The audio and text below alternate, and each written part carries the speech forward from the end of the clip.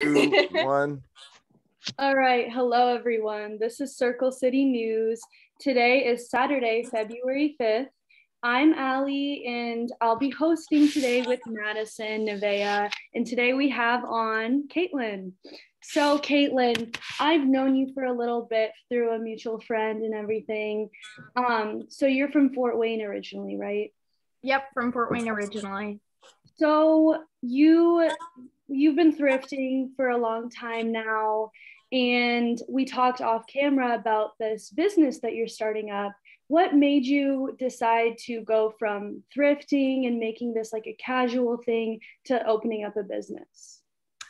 Honestly, so me and my boyfriend Isaac, who I'm starting it with, we knew we wanted to eventually open up a business together, but we did not, the time was not right for us to do that then when we actually got the building that we are now open in. So like honestly, it was all my stepdad. He owned a record store for 7 years, and one day just came up to us and was like, hey, do you guys want to look at buildings? Like, I have this loan and I want to start a new record store, and I want you guys to start your business in there with me. And just about how good it would be for the community and how Fort Wayne doesn't have anything like that. And then after hearing that and just hearing that, like, oh my God, it's a perfect situation. Like, records and music and vintage go so well together. Like, it just kind of was like all clicked. And in my head, I wasn't like 100% certain about the traditional path after high school anyway, going to college. I didn't know if I wanted to do that yet. And Isaac didn't really know what he wanted to do yet. So we were like, yeah, let's put our all into this. Like, this is something we love and that we're both like really good at. And so, yeah, that's pretty much how we decided that it wasn't going to just be like a hobby anymore, and that we wanted to make it like our full-time job, pretty much. That's awesome. That's incredible. So where do you get your inventory? Where do you even look to start with shopping for clothes and I guess like getting the products for the store? Yeah, so we get them from a bunch of different places, honestly. Isaac is and pretty much has always been our sourcer. That's like his area of expertise in the business, pretty much. But the majority of our clothes that are going to be in there, we get from other vendors. So just from other people who sell vintage. Usually they have the best pieces that we want with bulk prices. Or we'll go to the Goodwill bins, which we go to Indy for the Goodwill bins because there's none here in Fort Wayne. But we get a lot of clothes from there. We've come home with probably close to 600 pounds of clothes before. Nice. Yeah, so we get a lot of clothes from there. That's just like filler stuff. And we probably get like our, expensive pieces or like really nice pieces from other vintage resellers. Yeah, like we have some guy named Dominique in Chicago who's this like he looks like, if you saw him, you might think he was homeless. He's 76 and he lives in an upstairs apartment in Chicago above Round 2 Vintage, if you know where that is. And he took us up there one day to see his clothes, and it's just like piles of fur coats, piles of leather, piles of Louis bags, like piles and piles and piles of this stuff. So our vendor is like, we don't get everything from them because the prices are obviously going to be more expensive if you're getting quality stuff. But the Goodwill bins is our backup, I guess, and it's a great place to go. Like, it's super fun and we find a lot of good stuff there too. But those are like the main two. Bins for the first time since being here in Indianapolis. That is a treat. I did not know, and I went towards clothes, so that was my mistake. But I did not know that you just weigh it all up. You just weigh it's by weight. And I'm like, wow, this is just a godsend. Oh, yeah.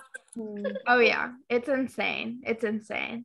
Love it. Well, that's why we don't have those in the South, or in Florida at least, the weighted bins. Goodwill, never heard of that. It must be a city thing. Yeah, it's basically where you can pick a bunch of clothes and it's like $1.97 a pound to buy them all. So they weigh them up in your cart at the end, and then you just pay by pound for them. So it's super cheap and like really good. But there's tons of people there, and sometimes it's like almost impossible to, like, they will jump in front of you and push you out of the way, and like and it smells bad sometimes. And so yeah. And it's not organized. It's not organized at all. Unlike like a Goodwill where it's like, here are the clothes and here's this. It's just big old bins, honey. And you dig your way to the bottom to find your little bucket of gold down there because it's worth it. But you got to dig. Yeah. They ditch all that other stuff, all that hassle, and go straight to Deadstock storefront, Caitlin's storefront. Skip that nonsense. Go straight to the stores. She's got all the good stuff. Good. So that's exciting. Go ahead, Ali. No. I was gonna ask about what are you looking for? Like, I know that there's so much that you're digging through. Like, what is like the gold for you? Oh my gosh. This ain't no hobby. Yeah, like what we're looking for, like in the clothes specifically.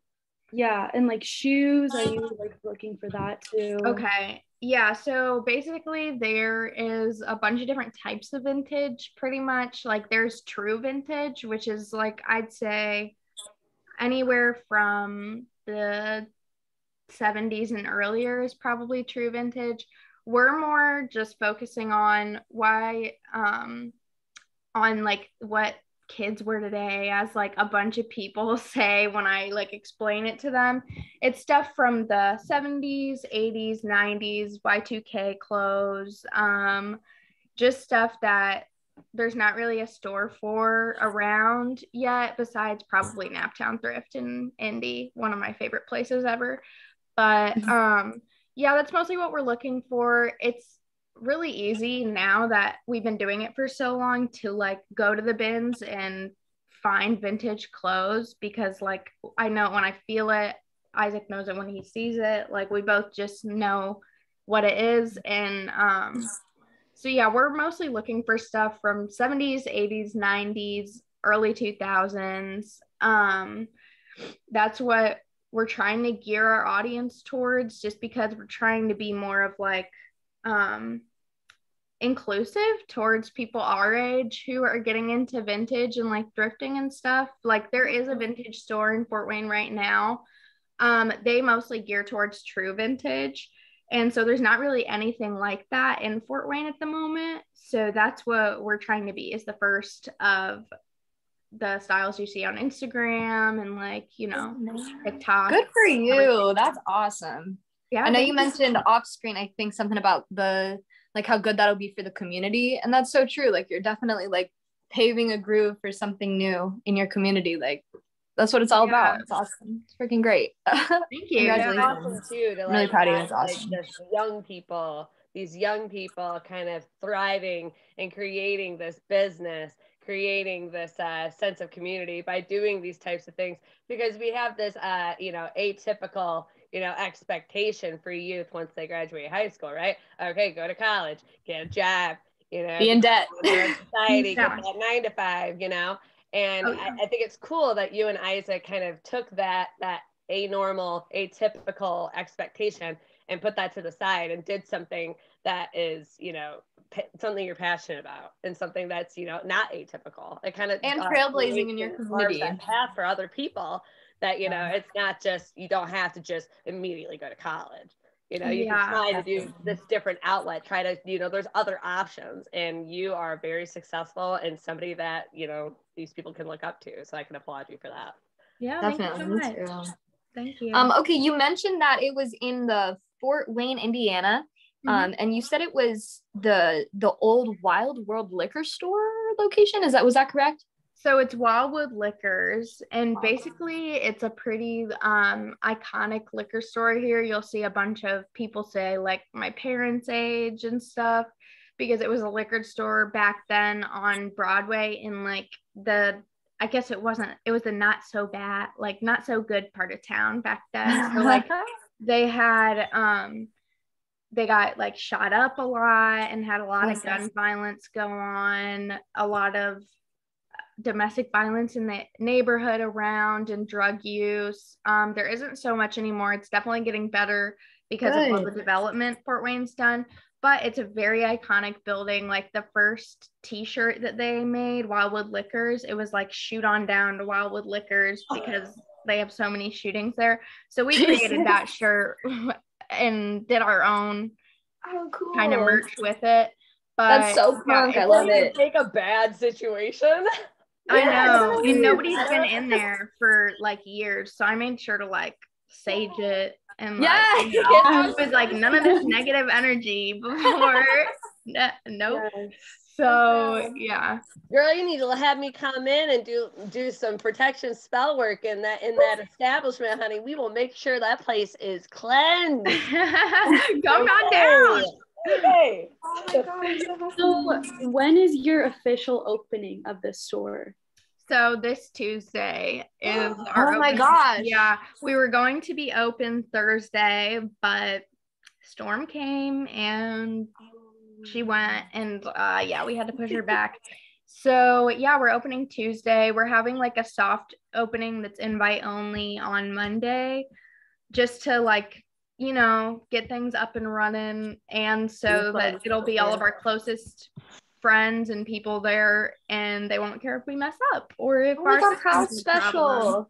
Yeah, so it'll be a lot of fun. I'm super excited. It's very nerve-wracking because like it seems that like everything falls into place last minute every time with these kind of things. So there's still some stuff we're waiting on. I know it's scary, like literally 2 days before we open, but we've made every other deadline, and so yeah, it's super exciting.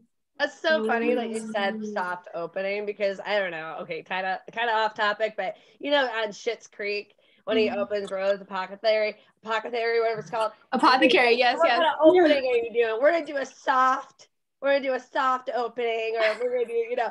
I was gonna ask you that question, and you just completely took it out of my mouth. So that's awesome. But when he goes, just as long as it's not hard. Yeah, he's like, I just said that. That's I cool. love Schitt's Creek. So more about your store, I guess. What are your hours? Like, what is it gonna look like? When can people Yes. Okay, so we're gonna be open Tuesday to Saturday, 10 to 7. So we're going to be closed Sundays and Mondays. A lot of vintage events are Sundays, so we want to be able to go to those. And Mondays are going to be used for meeting with our vendors or going to the bins or just getting more inventory in general. Yeah, obviously now I still have my job, my real job, not for longer, for sure. But so Isaac will be probably in the store most of the time at first. And we don't have any employees to start out with. We have someone who's like helping us a bunch, but we don't have any employees.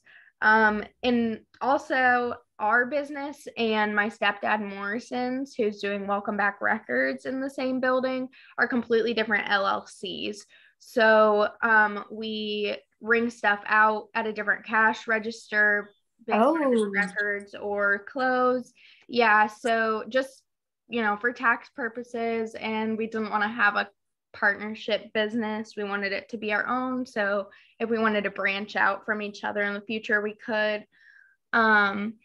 So yeah, there will be 2 different cash registers, one for Deadstock Vintage and one for Welcome Back Records. So that's pretty much the big idea of it. It's a really big space, really, really, really big. It has 3 bathrooms. Oh my God. One that we're using as a bathroom, obviously, and one that we're going to use as a fitting room, which is super cool because like most little vintage stores you go into don't even have fitting rooms or bathrooms. True. So we were super, like, it literally worked out perfectly, this place. But yeah, that's basically what it's going to look like on a day-to-day basis. Yeah. That's so cool. Opening next week. That's crazy. Good luck. Thank you so much. I will need have a website or places that I could pay maybe, or we could purchase items online. Is there an online inventory yet? Is that something that you're thinking about? So that's how we started, is completely online. Yeah, that's how we started, is completely online. So we have an Instagram page that we sell our clothes on, and then we also do Depop and eBay. I wouldn't check now to buy anything because with opening and everything, it's been almost impossible to list stuff and make sure we're getting it shipped out on time. So we just kind of put a hold on that and have been stockpiling inventory right now. But we're definitely going to get back on posting. Our Instagram's just Deadstock Vintage FW Fort Wayne. So but we sell on there. That's literally how we started, and we started in August, and now we're at 1K followers. So yeah, it's super exciting. You guys should definitely follow. We'll be posting again. Yes, and we will have that in the description, as well as the location of the store too. Okay, great. Thank you. Yeah, Depop's going to be a big one that we're going to be selling on.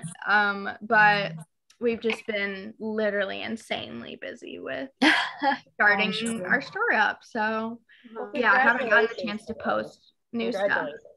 Well, claps for a young businesswoman. Yeah, I'm just going to say that's awesome. Yeah, making big moves. This is great. Thank you. That's so cool. And it's been really cool too to see like more of the behind the scenes. I know that you guys have like painted it and everything and kind of like gotten it set up. So it's super cool to see that you are like reopening this space and making it like such a positive thing. So it's really cool. Thank you. Yeah, it looks like completely different from when we first got it compared to what we've done. All that we've done has been renovations. So we've been renovating it for months right now. You're paving a way for new people. I mean, for young people, and a way of being able to run small businesses. And for that, we commend you. Thank you so much, Caitlin, for coming on here and talking with us. Yeah, of course. So Fort Wayne, Indy, keep an eye out for Deadstock on the corner of, what were those streets again? Broadway and Wildwood. Awesome. Fantastic. Not down to Broadway and Wildwood. And then so you mentioned for the social media, the Deadstock Vintage. Did you and Isaac also want to promote your individual social medias? Like, will you be that as well? Okay. Should I just put them in the chat, or do you want me to just give them to you? We'll go ahead and link everything if you just put it in the chat. But yeah, we'll have everything out there for you. You guys deserve all the promotion that you can get. Amen. Oh my God, thank you so much. And then so I know that in most thrift stores they have like this option where if, say, I wanted to come in and sell something to you, is that also a possibility? Like consignment.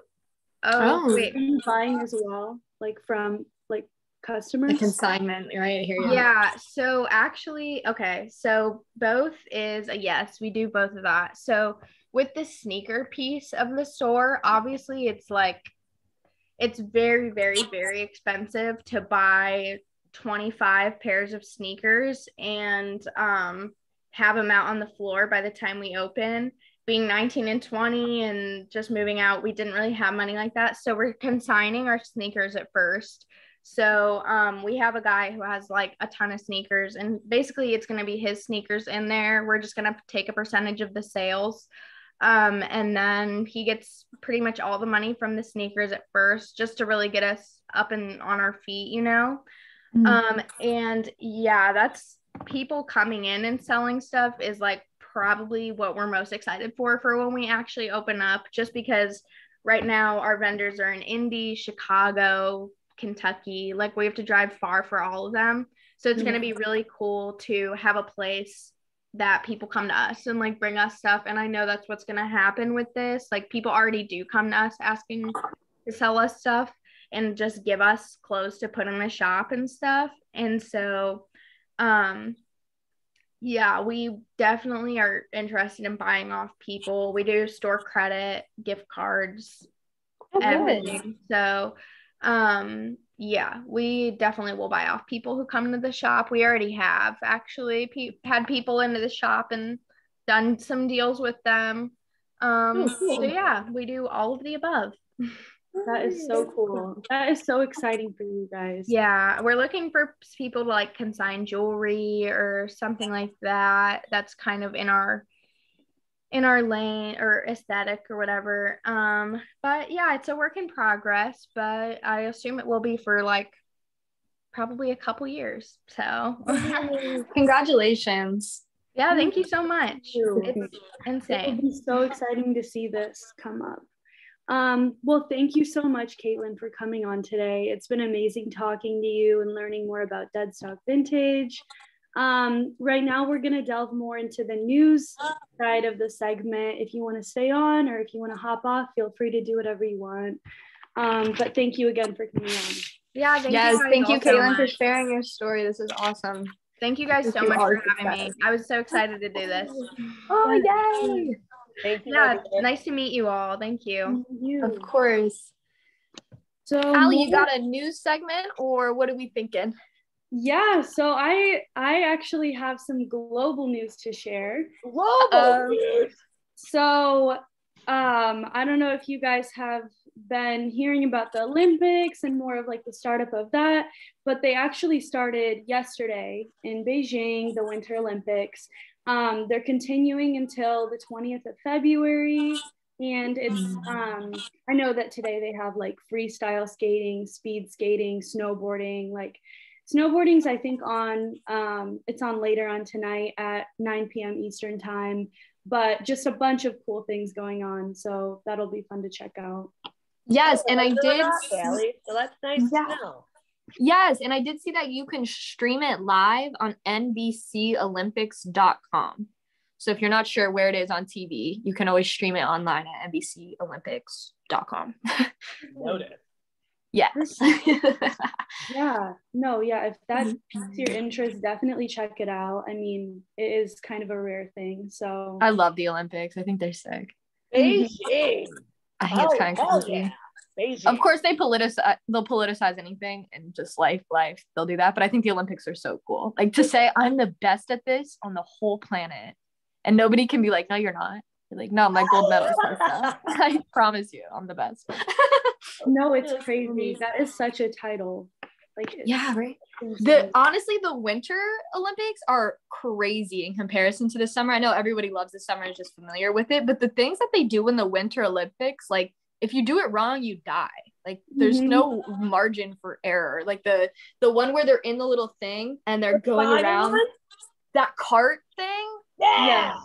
What is that? I know people are like, oh, I do this. Toboggan, right? Tobogganing, where they're like, going down that little ice cap.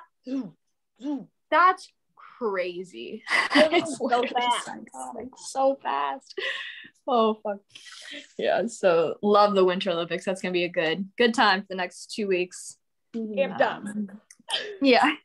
Well, I'm going to bring in a little local news, if that's okay with anybody. Yeah. So in light of the one life lost on I-65, I think it was a couple days ago, somebody ran off the road because of the snow and everything. There is the National Guard has set 240 troops to assist stranded drivers on over 60 Indiana highways. So if you see a bunch of tanks or people in uniforms, we're not being invaded.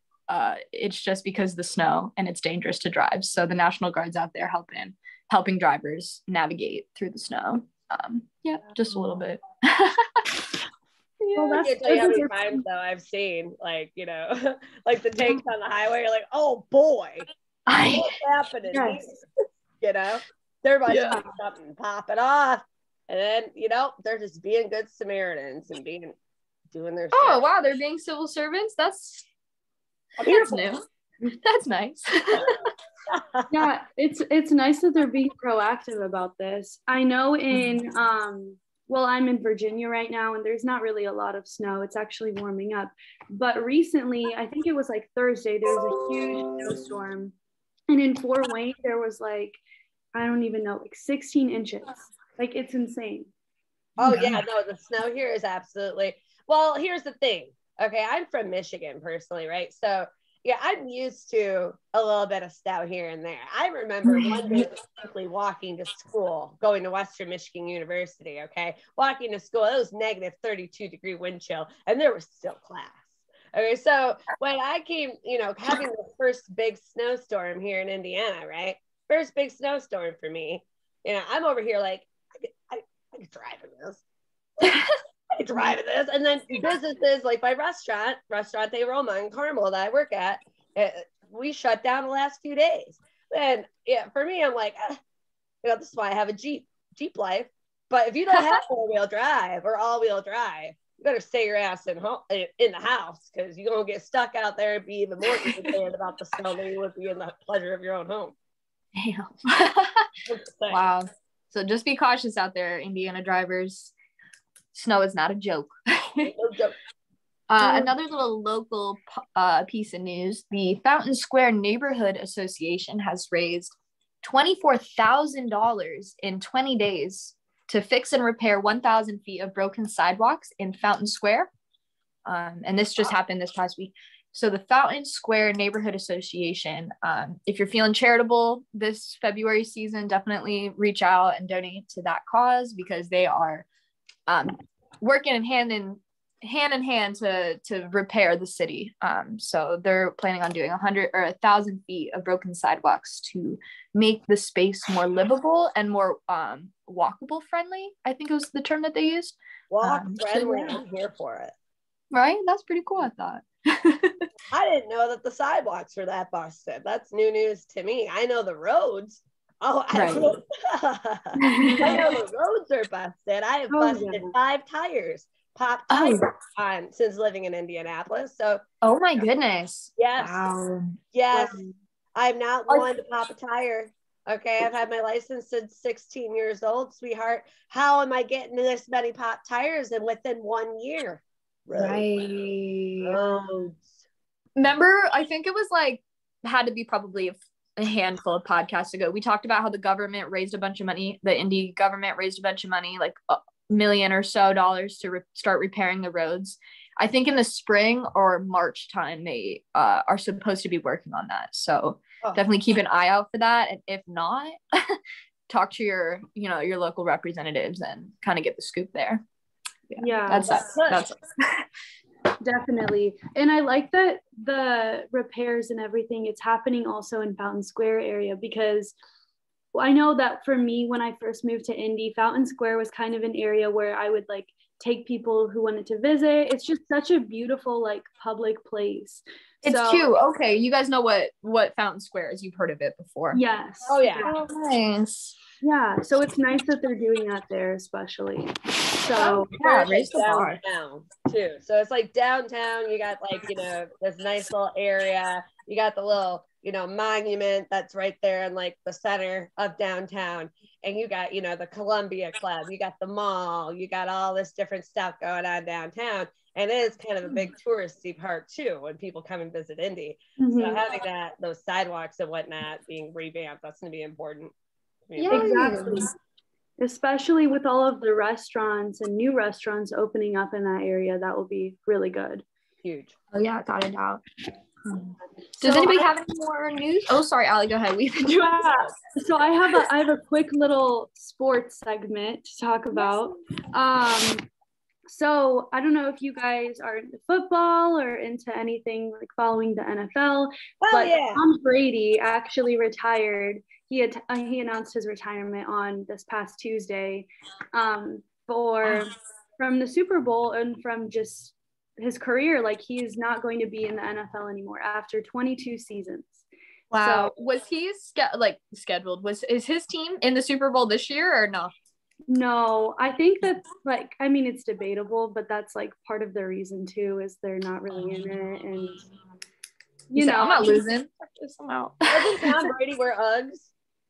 No, he had his fair share of times. I mean, he's a 7-time Super Bowl champion, so I think he's a hot topic.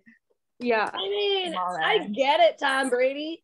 I understand that. You're over it. It's been a lot of years in the spotlight. It's a lot of, there's a lot that goes into, being a celebrity. I'm sure a lot of Americans that are football dedicated, put a lot of pressure on him to kind of uphold his stature too, just that relief of not having to prove yourself to anybody anymore. Yeah. Good for him. I had a table the other day that was like, you know, they had mentioned, they're like, oh yeah, you know, today Tom Brady retired from the NFL. And like, the world's going to shit. And I'm like, oh, well, Yeah, I guys didn't like know that. that, like Team Tom Brady. And they ended up tipping me like super fat on that tip because they're like, this is for Tom Brady. Okay. You're like, God bless Tom Brady. Yeah. I love that. That's so funny. Ooh, I thought of another sports thing that literally blew my mind the other day when somebody suggested it. Snoop Dogg's doing the Super Bowl with Dr. Dre. And Eminem and Mary J. Blige. Mary J. Blige? What? Yes, Queen. We're about to have all the people that represent our generation all up on that stage. I am so jazzed. I feel like life will never be the same. We will not be the same people post that performance. We'll like bigots will be gone. Well, all the bigots will vanish in one performance. Like that's gonna change. Snoop Dogg on stage at a football event, one of the biggest football events in America, one of the biggest events in America. We know how traditional Americans are. Like Olympics. A weed smoker on stage. Yeah. Are you kidding? I don't know. That is gonna shake stuff up. I'm really excited about that. That will be crazy. I think it's next Sunday, right? Is when the Super Bowl is. Where is it? I do believe. Is it in California? I'm really. Oh my God! I have a feeling it's in Los Angeles. It's in Los Angeles. Okay. That would be super cool. That's awesome. I'm freaking excited. Yeah. Well, that's all that I have for. I have a little tidbit. Wanted to share with you guys. So, I, with my modeling stuff, I have some updates that are kind of going on there. So I've been working on this project. I can't share too much because we haven't met with the lawyers to do all the copyrights and stuff and whatnot. But essentially, I've been working on this project with this photographer out of Ohio. And it's been going on for a little bit over a year now. And we're kind of essentially, we worked on interviewing these different people from all different walks of life. If you've ever seen the YouTube series called White Coat Underbelly or something like that, it's a very similar series. You essentially, bring these people in, you talk about their life and their paths and what they've kind of gone through up until that point. And the cool thing with this project is that I just recently went down to Ohio for the documentary part of it. Initially, we did the photo shoot, and then we did the photo shoot based on actually one of the poems that I wrote myself called Shattered Glass. So the caption to my photos in this book are going to be poetry that I've written myself. And then we did the photos based on the poem. So Shattered Glass, we had a ton of shattered glass in the photo shoot and in the set, and essentially brought in that brought that poem to life. But the documentary part of it, which was fun, it allowed me an opportunity to take Nevaeh, which is my modeling name. My Nevaeh is she's been in the industry for 10 years. That's me. But there's the other side of Nevaeh that people don't really know too much about yet. And this documentary is going to kind of bring that to light. And I'm really, really, really excited to be able to have that published. So stay tuned. Yes. We have some updates coming in hot. Oh my gosh, yeah. Really excited. And then another thing too, I have a spiritual business. I think I've talked about that before. Simply Tarot with B. You can find me on Facebook, you can find me on Instagram.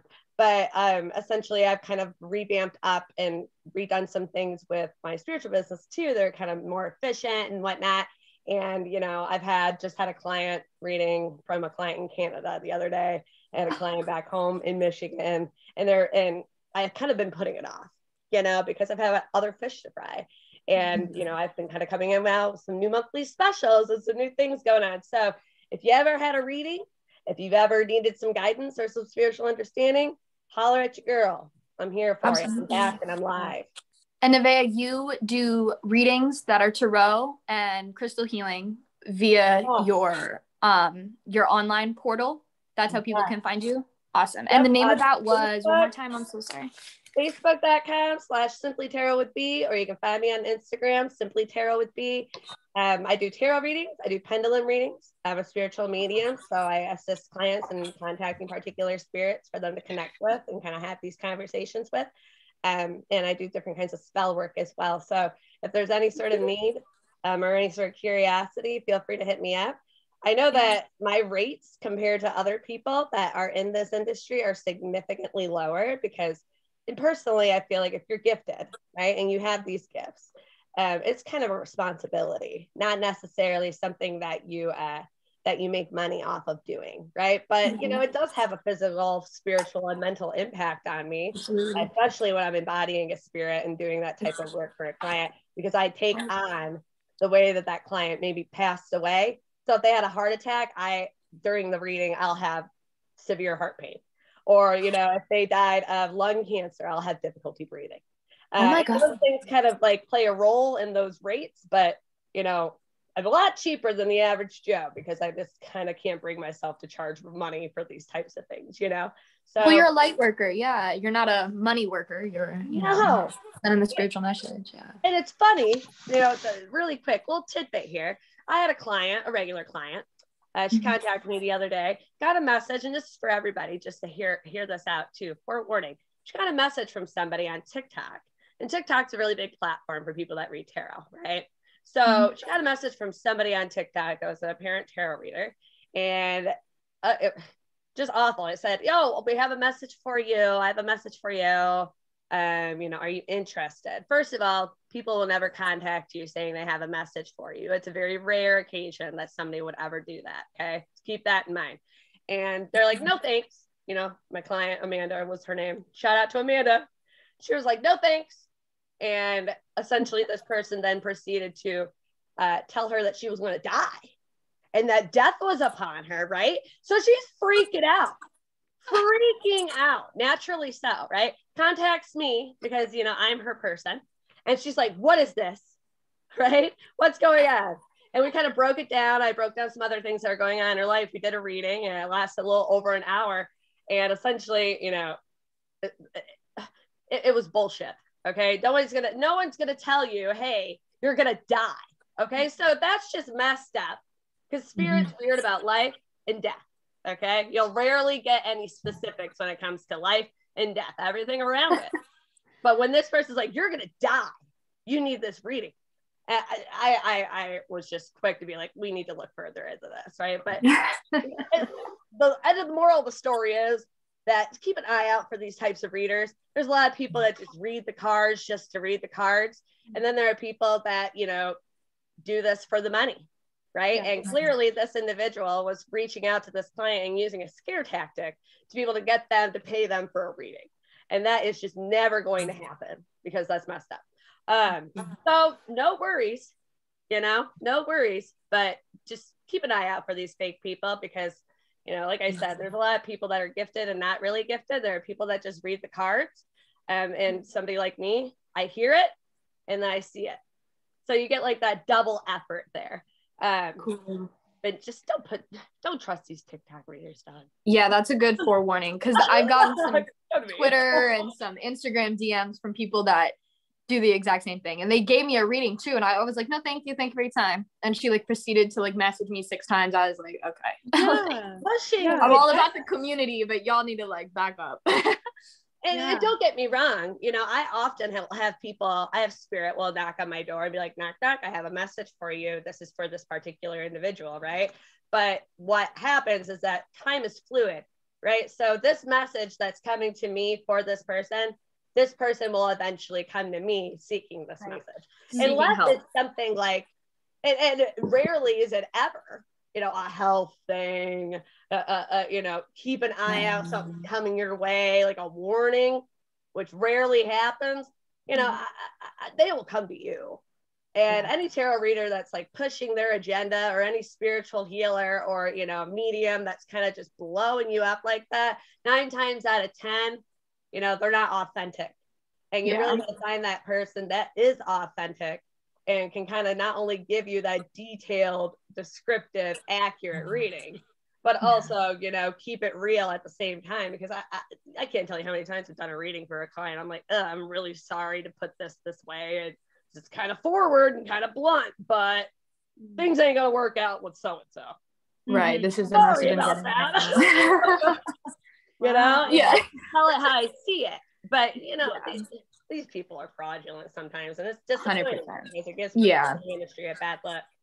And yeah, I'm really big on like you asking permission for healing, because when people take it upon themselves to kind of insert this message into your life, it kind of feels like a rape of energy. Like if I didn't ask for this and you took it upon yourself to determine that that's what I needed, I don't know. Like I've had like people project like energy on me and things like that before, and I felt extremely uncomfortable. I didn't feel safe. I felt violated.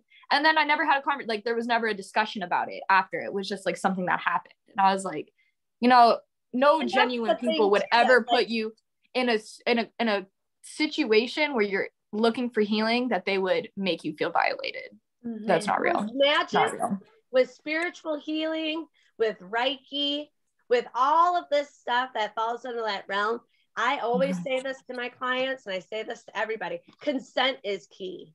Okay, Yeah. I'm never going to Oh my do a God. love spell on somebody unless I get their permission or talk to them about it. I'm not Mhm. going to do any sort of hex work unless I get their permission or talk to somebody about it, because essentially, if you don't get that consent, that's going to come back tenfold. Mhm. You know, it's just not, it's not a good look. It's not good for you. Mhm. It's not good for them. You know, like I'm not going to give a reading or give a message to somebody that's either not ready for it or doesn't want to receive it, because Mhm. again, time is fluid. When you're ready, you'll come to me, you know, but Mhm. at the same Right. time, it's like, it is a violation, you know, Yeah. it is kind of like, I wasn't ready. You know, that's a lot to take on now. Like, Yeah, and now I feel like I'm I not went through ready a for this period of change. feeling untrusting of I should be able to put all my faith into the divine. And when like a man who's super rooted and has the power to like move energy around, and they're taking it upon themselves to project things onto other people, it's like it made me feel like, how long has he been doing this? Mhm. Would he do it again to other people? Probably. Him not feeling even at all responsible to have a conversation with me about it, about consent or about what had happened, was, I was distrusting of that person, and now we don't even speak. Like, and that's kinda something that I interesting. can say, like, that my clients, like, and I ask them to write reviews, because they tell me all this stuff. I'm like, can you just put it on page, but I have a lot of clients kind of tell me is that, I'm very big about, being fluid, getting that consent, making sure that they understand the process. As you should be, yes. Thing, Right. that because you're a powerful person and you know what your power can do, that you should be able to explain to somebody, hey, this is the process. Like, if you're that powerful and just going around throwing it at people, like, that's not responsible, that's not proper. You Not go at to any all. of these witch facilities and they're going to be completely upfront about what they do, what their process is, and ask you for consent. And you just need to make sure all your spiritual workers are, kind of following that guideline too, because I think it's a character flaw when people like take it upon themselves to, like, especially in the spirit world, to just like throw things at you. Yeah. I was really uncomfortable. Obviously you could tell I'm still like really uncomfortable that happened. It was like a year ago. And I'm so sorry for your experience, because like my client Amanda, like, these people come in and just stir the pot. And that's the thing with the spiritual realm and this type of work. Is there any physical evidence? You know what I mean? Do I have any data? Probably not. So me explaining and being thorough and explaining the A, B, and C and following up with you. I record all of my sessions, right? I record all of them from start to finish so that my clients can go back and they can review what we talked about during the session. They can cut that back and kind of better understand it. And that's something that Amanda did in particular with this reading. She's like, I really want to be able to review, the things that we talked about and kind of, focus more and reflect on and see what came into fruition after that, right? Yeah. And it's like, great. Those things are important. So I know that that's one thing I'm elevating in is the, being more efficient and kind of doing these different things in the business side of things. But at the end of the day, unless somebody asks, hey, I need some healing, I need some, send this energy, or, I need help handling this, I'd be damned if I put myself out there to be able to do something for somebody that they're not asking for, they're not ready for, even if I think it's in their best interest. Who am I? How do I know?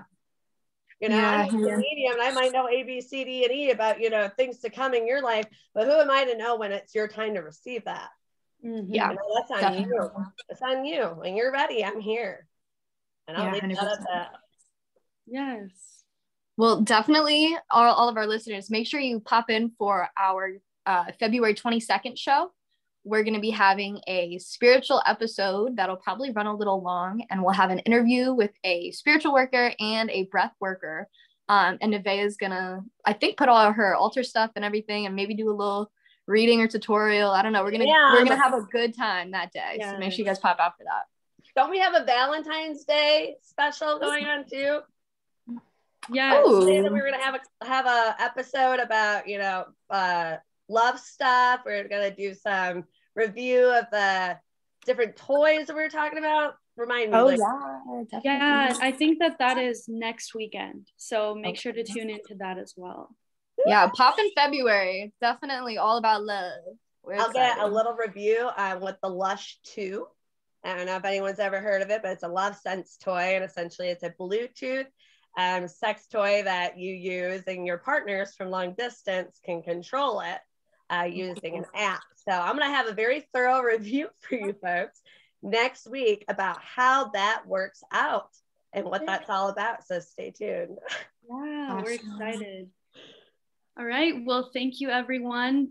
Just a quick little sponsor. Our sponsor is the Law Office of Mark Nicholson. So thank you for making this all possible. And thank you guys for tuning in. Yay. Check us out next week. Thanks, Indiana. Bye.